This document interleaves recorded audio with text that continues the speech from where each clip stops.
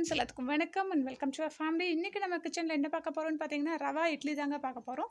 அது எப்படி பண்ணுறதுன்னு வாங்க வீடியோக்குள்ளே போயிட்டு பார்க்கலாம். ப்ளீஸ் சப்ஸ்கிரைப் பண்ணிட்டு பக்கத்தில் இருக்க பெல் ஐகானை ப்ரெஸ் பண்ணிக்கோங்க. அப்போ தான் நான் போடுற வீடியோஸ் உங்களுக்கு நோட்டிஃபிகேஷனாக வந்து சேரும். இப்போ வாங்க வீடியோக்குள்ளே போகலாம்.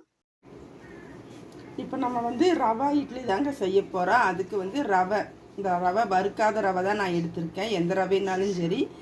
இந்த ரவை இந்த மெஷர்மெண்ட் கப்பில் 1 கப் எடுத்திருக்கேன்.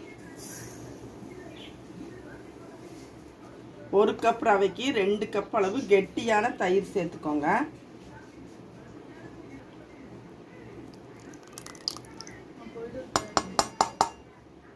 ரவை கூட கொஞ்சமாக நம்ம சமையலுக்கு சேர்த்துற சோடா உப்பு கொஞ்சமாக சேர்த்துக்கிறோம். இது தேவைக்கேற்ப கொஞ்சமாக உப்பு சேர்த்துக்கோங்க. எல்லாத்தையும் நல்லா இந்த மாதிரி கலக்கி நல்லா ஒரு அரை மணி நேரம் இதை நம்ம ஊற வச்சுக்கலாம். அரை மணி நேரம் கழித்து எடுத்து அப்புறமா நம்ம இட்லி ஊற்றி வச்சுக்கலாம். இது கொஞ்சம் நேரம் நல்லா ஊறட்டும். தயிரில்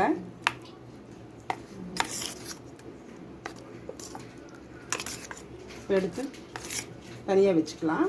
அரை மணி நேரம் கழித்து பார்க்கலாம். நல்லா ஊறிடுச்சு.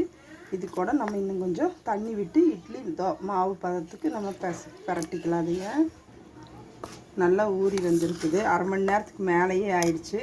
அதனால் நம்ம இட்லி மாவு பதத்துக்கு இதை நம்ம இன்னும் கொஞ்சம் தண்ணி சேர்த்துக்கலாம்.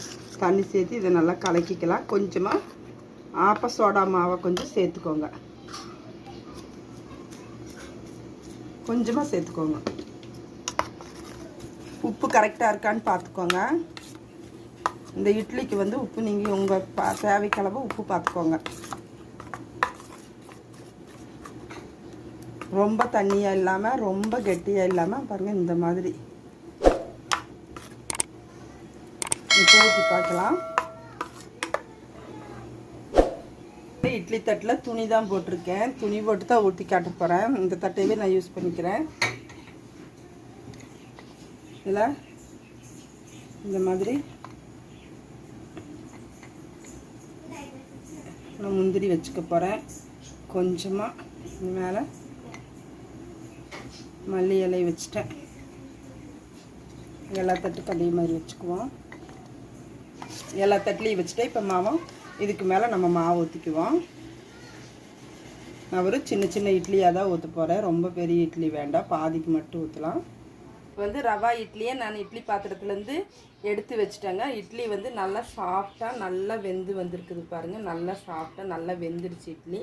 அந்த முந்திரிக்காய் நம்ம வச்ச மல்லித்தலை எல்லாம் நல்லாயிருக்கு பார்க்குறக்கு. அதோட ஸ்மெல்லே நல்லாயிருக்கு. நான் பாத்திரத்துலேருந்து வெளியே எடுத்து வச்சு அதை எடுக்கும் பொழுது அந்த தயிர் அந்த முந்திரியோட வாசனை ரொம்ப நல்லாயிருக்கு. அதுக்கு ஒரு தேங்காய் சட்னி தாங்க நான் பண்ணியிருக்கேன். தேங்காய் பொட்டுக்கடலை வச்சு அரைச்சி ஒரு சட்னி பண்ணியிருக்கேன்.